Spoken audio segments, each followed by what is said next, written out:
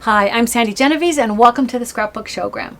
We are talking today about New Year's resolutions, and I have a fun little scrapbook that we're going to learn how to make, and I kind of want to explain my reasoning. I think that it's fun to write some resolutions down every year and save them, not in order to see if you achieved whatever your resolutions were. If you said you wanted to lose weight or you said you wanted to learn Spanish, I don't think it's to be able to look back and see, did you learn Spanish? I think it's fun to look back years later and see what was important to you at the time.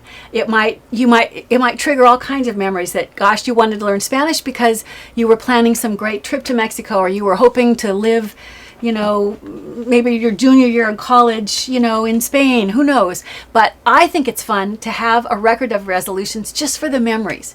So here's a fun little album.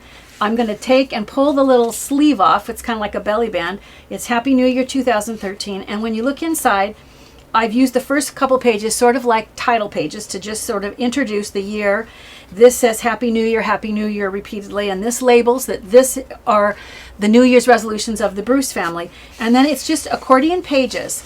And if you go through, you can see that Brian's resolution, one of his resolutions, was to spend more family time. And so I've selected a photo that sort of resonates with that particular resolution. And Kristy was interested in health and exercise, and so she was looking to find something that would motivate her to exercise more, and she was looking at tennis.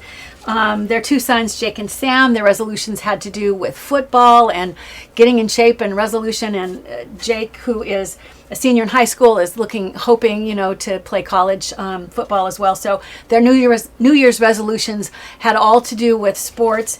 And then little Caitlin wants to learn magic. So what's fun about this, and I haven't even written all the resolutions in. I'm planning on sending this to them and letting them fill it in their own handwriting. Notice that the resolutions are always on a separate little sheet.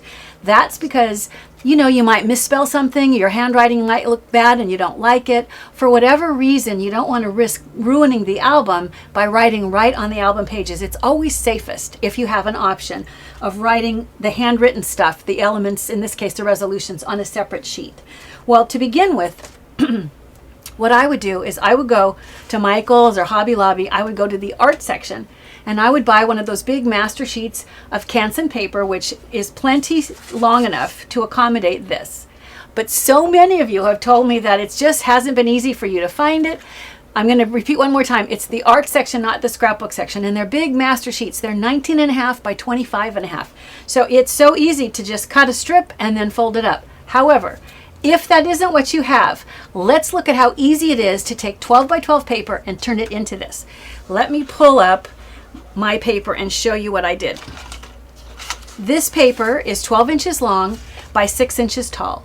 And I came in 3 3/4 inches and I put a score line, 3 3/4 inches, another score line, and 3 3/4 inches and another score line. And I picked that dimension partly so I would have a little tab at the end that was left so I could overlap it with the next section, and partly because my photos are 4 by 6 usually, and I almost always have to clip something out. I have to trim something off. I'm not that good of a photographer that I'm usually having to cut a little bit off in order to make the photo better. So 3 3/4 turned out to be a good size for me.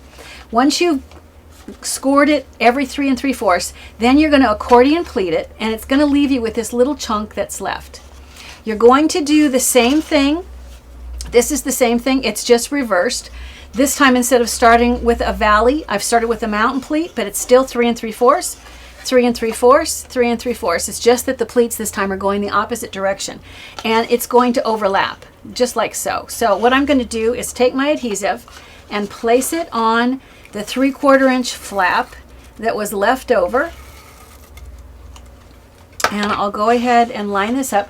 This particular paper has texture to it, so I wanted to make sure that the texture was always on the front side.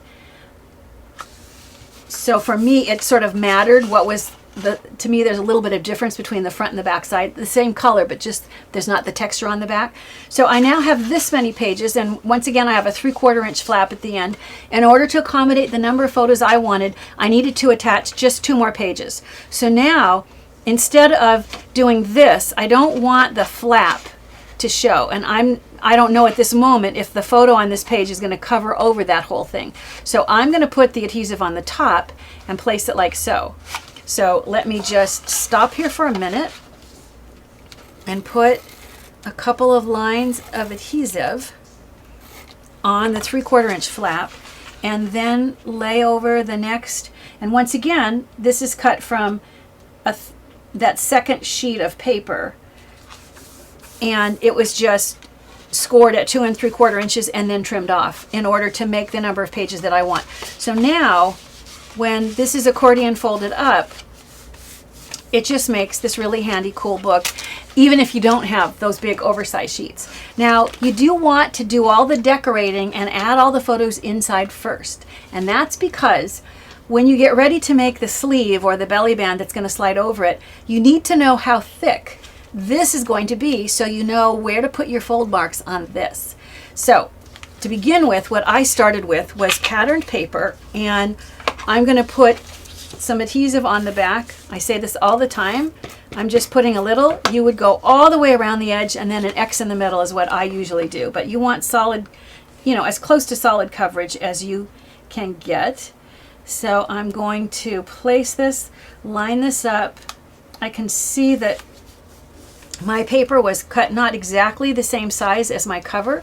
So I'm going to turn it around, and I'll trim off any of the excess so that I have a nice fit for that. And then I just took some patterned pink paper, and I'm going to put adhesive on the back of this, and I'll go ahead and I'm going to start at one end. I should get my tweezers out so that I can get my fingers out of the way. I will do that for the next step so that just in case my fingers are sort of blocking your view. I'm going to cut this extra off, and this extra piece I'm going to use on the inside. Design-wise, it's really helpful to take some elements and repeat them throughout. I don't usually try to use just one of something. So any little piece that's left over, I save it because in all likelihood I'll use it in somewhere else on the project. Then to label it, what I did is I cut just a chunk of, whoops, that's not it. I think this is maybe it. I cut just a chunk of darker green paper and centered it here so that this border on the two sides and the top is even, and it leaves a nice chunky border at the bottom. Now I hand wrote it with a white pen. Lots of you have said, oh gosh, I don't like my handwriting. I'm not crazy about my handwriting either, but when you're writing with a white pen on a dark color, you'll be surprised you might like it. If not, you can substitute regular old printing. Remember, it's just straight lines. Look at how, once again, because it's done with a white pen on the dark color, it really, if you try it a couple of times, I think you'll be surprised that you will like how it looks. And I tell you, it solves so many issues. If you're trying to do a title and you don't have rub-ons that are the right size, so many things can be solved if you're willing to just handwrite something or print something now and then. I've put a little bit of foam adhesive on the back, which is going to raise this up.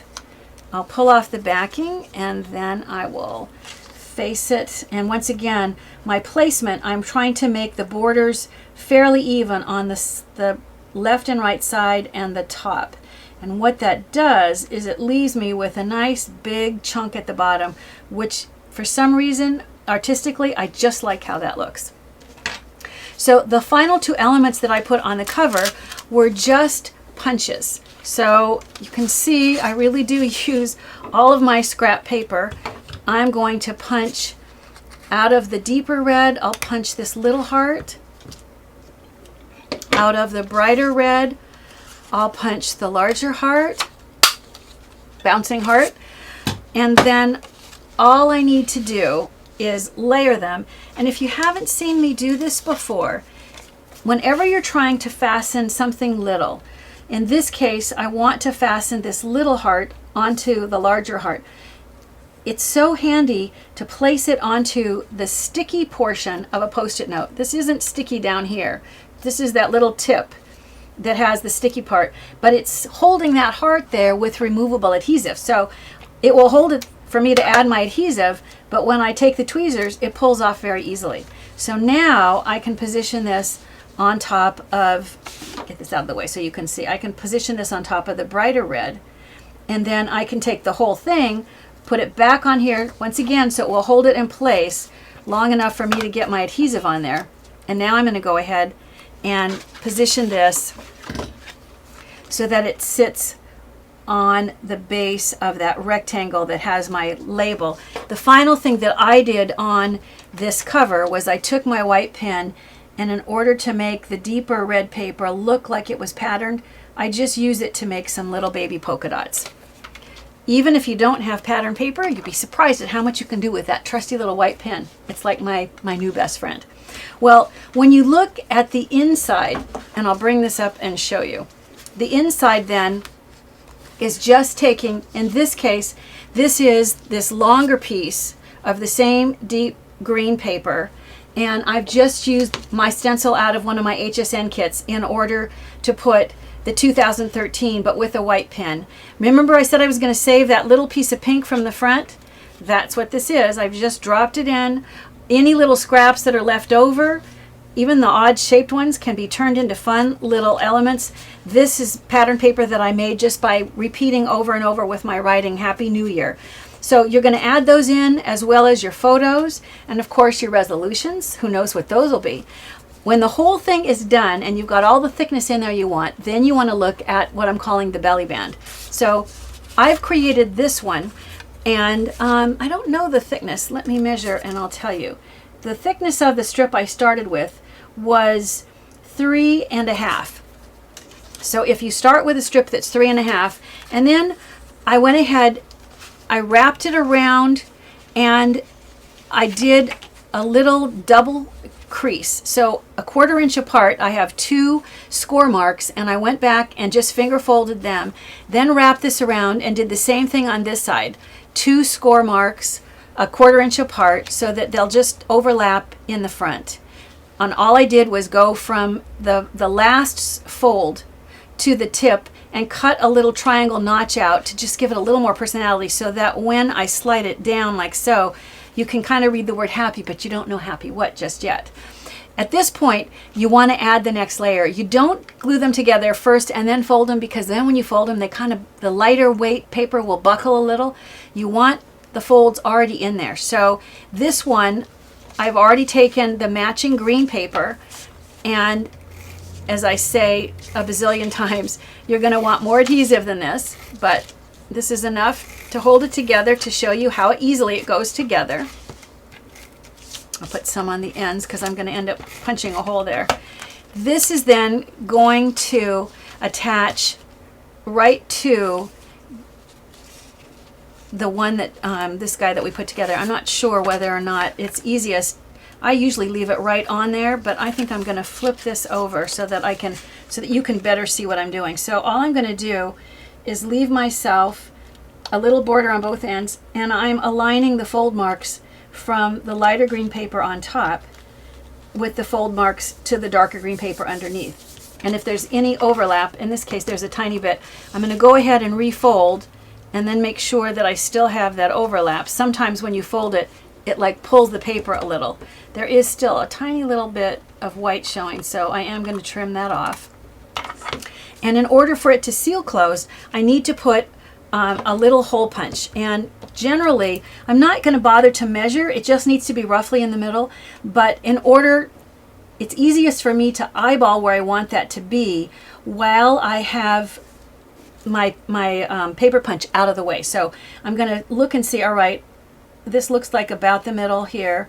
And once I've given myself a guide with a pencil, then I'll go back in, instead of trying to figure it out now when my punch is kind of in my way and it's harder to tell where's the middle.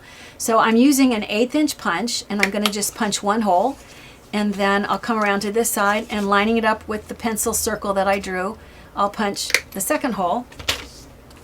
All you want to do, and I usually do this right over the actual card because it's easier that way, and I want to take somewhere here, I have some red ribbon. I can see that it fell off my table, but not too far away. I'm going to thread the ribbon from the back through on one end, and I'm going to do the same thing on the other end. so that when I pull it up with roughly the same amount of ribbon on both ends, then all I'm going to do, and once again, I do this once, the book is here so that I know how tight to make this. Just, you don't want to make this so tight that once you slide it off, you can never slide it back on. Make it easy for yourself.